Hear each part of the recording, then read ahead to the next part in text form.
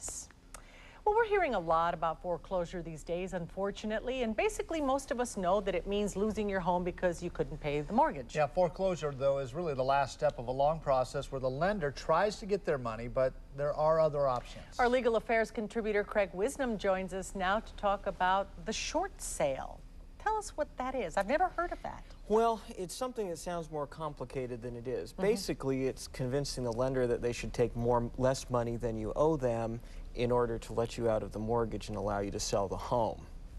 So I go to a buyer, I get a buyer for my home, but he or she does not want to offer what I owe on it. We work out a deal with the bank. Exactly. How does that work?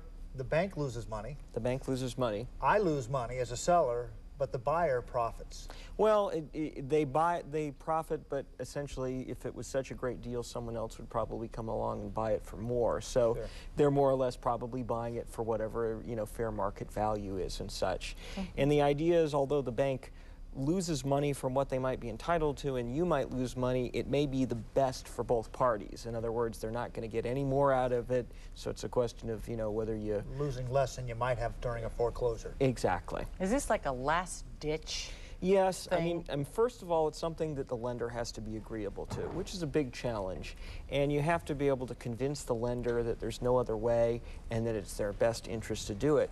And as you can imagine, most banks and credit companies, especially now with all the tumult going on, aren't in a good position to really know, well, gee, that house in Tucson isn't worth $200,000 anymore. It's only worth $120,000. And convincing them that, there's nothing else we can do. Either you do it this way or you're going to have to foreclose and you'll probably lose even more money that way. Is there a way, or is it wise to get somebody to represent you in a manner like that? Because calling Citibank or whoever I have my mortgage with myself, I'm not going to be able to convince them. Well, it can help. And it certainly, in certain situations, it could be helpful to have an attorney that knows real estate to talk with them. But the fact is, a lot of times the problem isn't going to be, understanding the legal technicality. It's going to get someone on the other end of a 1-800 number or a P.O. box to listen to you.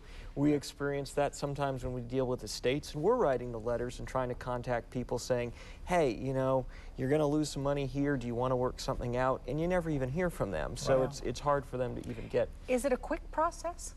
Well, it could be. For instance, if you were dealing with a private party down the street in this situation and they knew everything that was going on, they could agree to make the sale happen and sign off on the deal. The time comes from the kind of the bureaucracy and the institutions involved having to figure out whether it's a really good deal and whether they approve it or not. If I foreclose, that's going to kill my credit rating. Exactly. If I do a short sale, how will that affect my credit rating? It will impact it. The only thing is it may not hurt it quite as much as a foreclosure. In other words, that score will go down, but it might not go down quite as much as it would have been had the full foreclosure happened. Something to look into, definitely. Would a lender ever tell you about a short sale? Probably not. Yeah. First of all, they probably are not aware of your individual situation to begin with. And, unless they know you're way behind on your payments and they know something has to be done, but probably not. Okay. All right, Craig, thank you. Good advice.